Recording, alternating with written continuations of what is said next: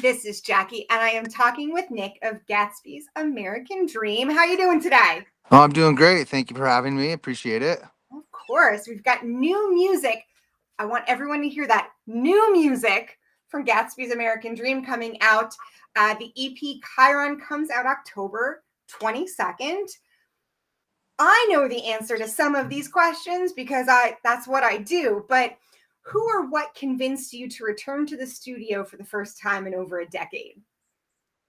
Man, so I'd been wanting to make music and been dabbling in other little things, but really wanted to make music with the guys I've made music with the most in my whole life. So I started creeping around to different guys, different side project shows, just kind of popping up and saying hi, reacquainting ourselves. It's just been years. We've all gone in a million different directions, but I mean, four of us still live in Seattle, and so we're like, what are we doing? And so, I think being kind of like trapped inside forever with the COVID and everything, no live music, it kind of realized we're taking it for granted.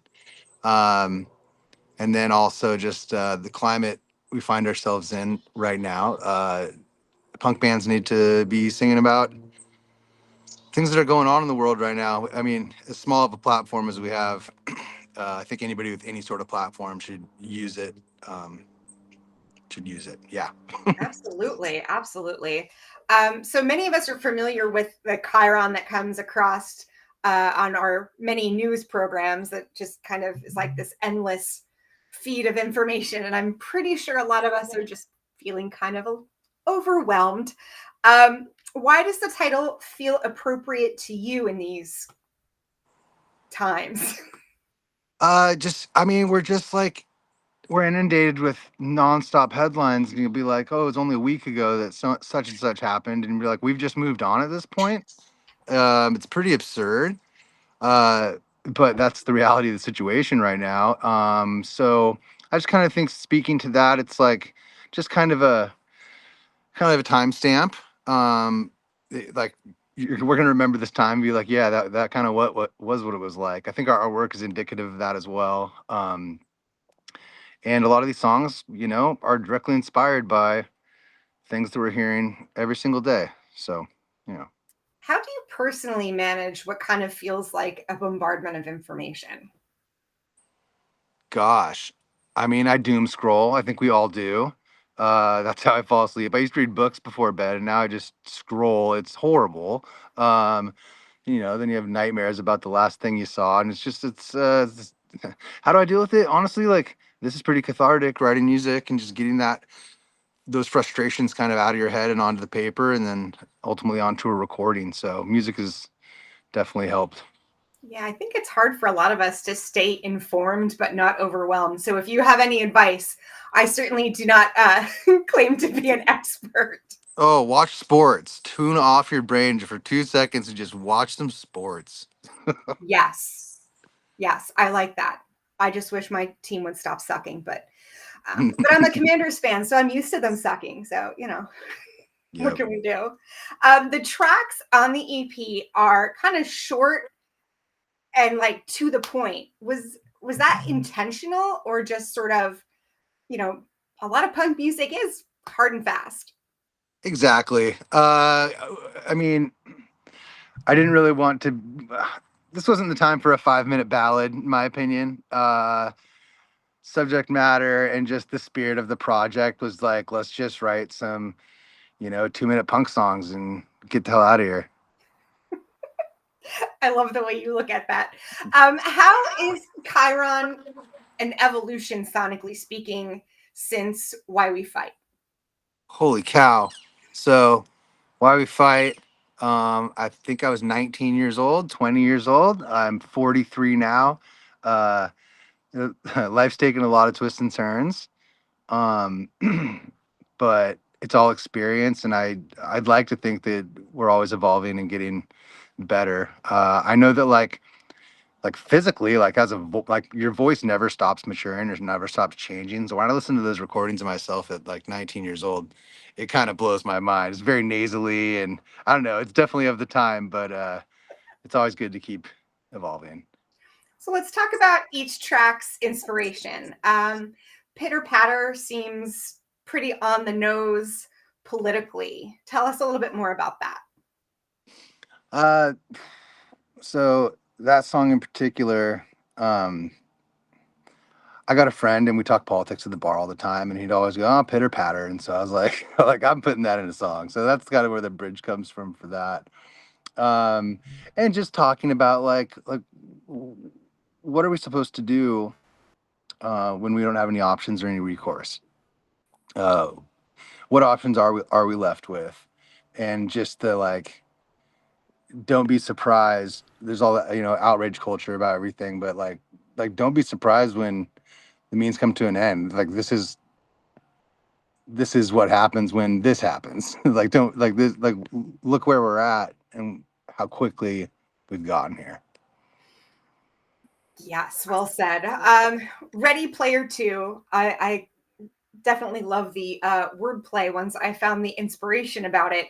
Do you feel like the song is a premonition or a warning or somewhere in between? Uh, it's just like, okay, so as billionaires have gained more wealth than at any time in the history of the world, there's a lot more of us than there are of them. I mean, this is just a law of averages at this point, and that song just speaks to like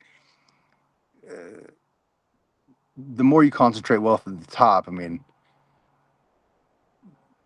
what like resources are finite; they will run out. Um, the Earth is changing rapidly, and it's just going to get worse from here. So nobody should be surprised, uh, especially the people at the top. And I don't think they are. And that's why they are investing so heavily in AI, faceless scanning. You got these robot dogs. Like where is this all going? Um, so it's time for. I mean, it's basically just the thought of like, they have class solidarity. So we probably should too. Do you think we should? And then the last song, Lost It. I'm going to assume this is autobiographical, correct? Yeah, I drew a lot of parallels between like going through a divorce, but at the same time being in like a divorce from a band for so long, and like there's a lot of corollaries. I mean, you can kind of pick and choose which lyrics are which, but I think it all, as a cohesive song, just deals with like general feelings of grief, regret, um, and like panic. Talk about the video treatment for this track. Gosh, so I definitely performed it. I haven't seen a lick of it yet. Any minute I'm supposed to be getting a teaser, so I'm super curious how it looks. And like, I mean, if I look really bad, nobody might ever see it. Well, I don't mean to, this next question, I don't mean to make either of us feel older than we are, but what role do music videos have now that MTV has been long gone and is now retired? I mean, if it's not even a proper video, or even if it's just a lyric video, it's just in our age of phones, like it's really nice to have a visual to go along with something. And it's just another way to kind of uh, inform the art. Hopefully, they go together, sometimes more successfully than others. But uh, I mean, it's kind of fun. It's fun. I like that. Now, so again, I keep thinking of questions that are, I'm like, we are middle aged, so it's I kind of know where I'm coming from with this, but when Gatsby's American Dream started, cell phones were not ubiquitous. Social media obviously was not ubiquitous. With new music out, do you feel a sense of obligation to post to social media, or are you trying to be as organic as possible? Yeah, that's a really like hard line because you need it for promotion. Anybody you talk to in the industry says that you need to do a Spotify playlist, and then all these things that get hits and generate I mean revenue, right, for somebody. So uh, we're not good at that. Like when we started touring, we were using Thomas guides and then eventually printing out MapQuest on printer at Kinko's, and that's how we were getting from city to city. So, I mean, definitely some old guy stuff. I think we have a TikTok. I don't know. So feeling pretty out of touch in that regard, but um, it's kind of funny. Like we played a bunch of shows this last year, and we're playing pretty big rooms, and people are coming out, and I'm like, wow, like we can still draw a crowd. That's pretty cool. And then you go to our Instagram, we have like not like 1,000 followers or something. And then meanwhile, like the band that opens for us, who or not even that, but a band who doesn't draw at all will have like 30,000 followers. And so there's this weird disconnect between reality and online presence.